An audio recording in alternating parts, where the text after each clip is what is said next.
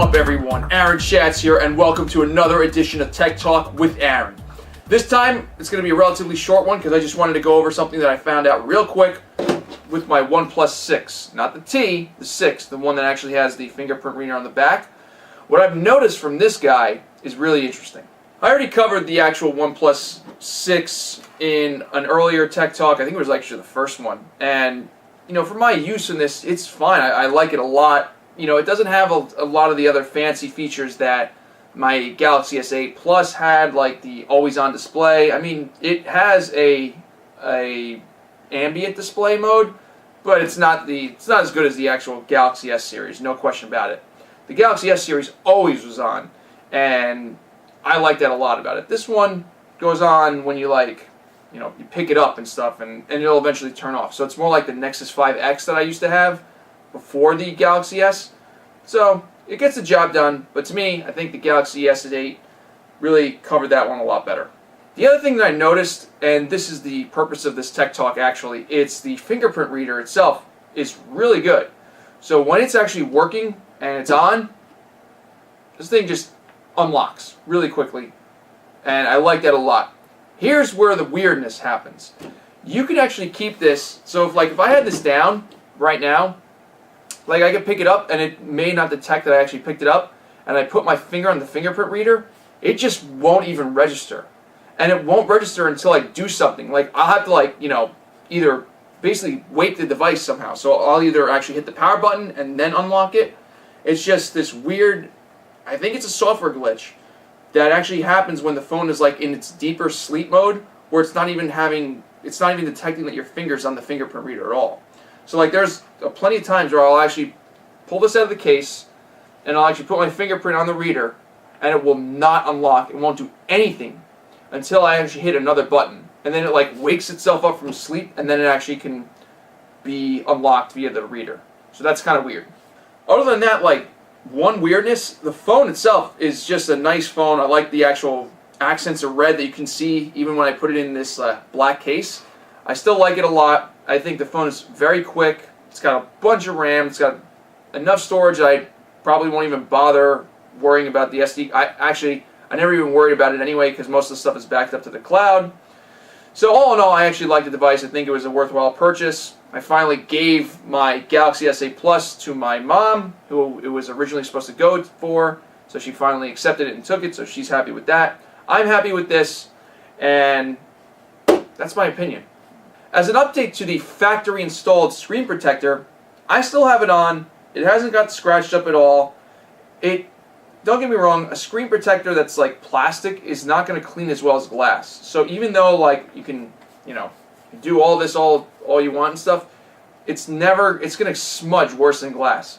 So I know in like maybe another month or two, when this starts to get really smudged and I'm just not going to clean it as well, I'm going to rip this thing off and keep the glass on there because it is Gorilla Glass and you don't need a screen protector. I'm sorry, you don't need a screen protector on there. Take a little bit care of your phone and it won't scratch. One other thing that I will mention is the notch on top. Not a fan. Not a fan of the notch. So if I go over here, see the little notch right there? Not a fan of the notch. I really don't like the notch. I got used to it, but the problem is, especially when you do like pull downs of the notification area, I tend to hit the actual notch and not the sides of the notch. And it's just annoying. Really shouldn't be. This to me is a stopgap until we actually get everything that can be either put under the screen or whatever. This is just terrible. So I understand Samsung's coming out with like these fancy cutout things now. And again, that's a stopgap too, until the entire screen is the center of the actual phone, and that's all you see is the screen. And then you'll have like speakers, and the actual everything will be embedded under the screen, and it'll be great. So we need to get there. Other than that, there's one, maybe, I'm going to keep saying there's one more thing, but I just remembered something, and it's this little rocker right here that I actually like a lot. And I was like, originally I thought like, why would they put this on here? Why would they put a physical thing on here?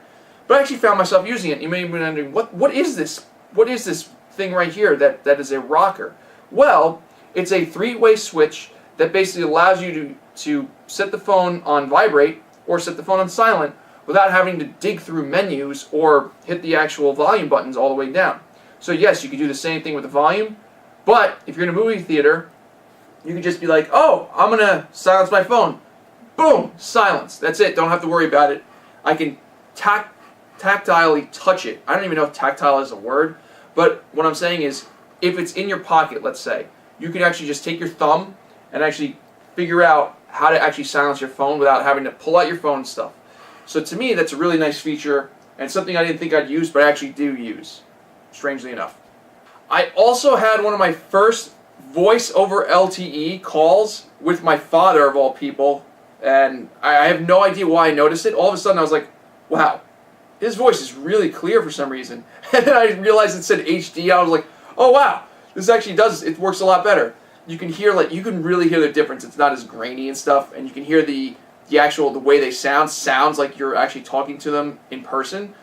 So I like that actually it works through the OnePlus 6, and I know it works with everything else. He had the Galaxy S8, so it works through that too. Again, I like that, and wave of the future, right? Finally, things are moving forward, and eventually, in a couple years, we'll all be on 5G phones, and then we'll all be clamoring about 6G phones.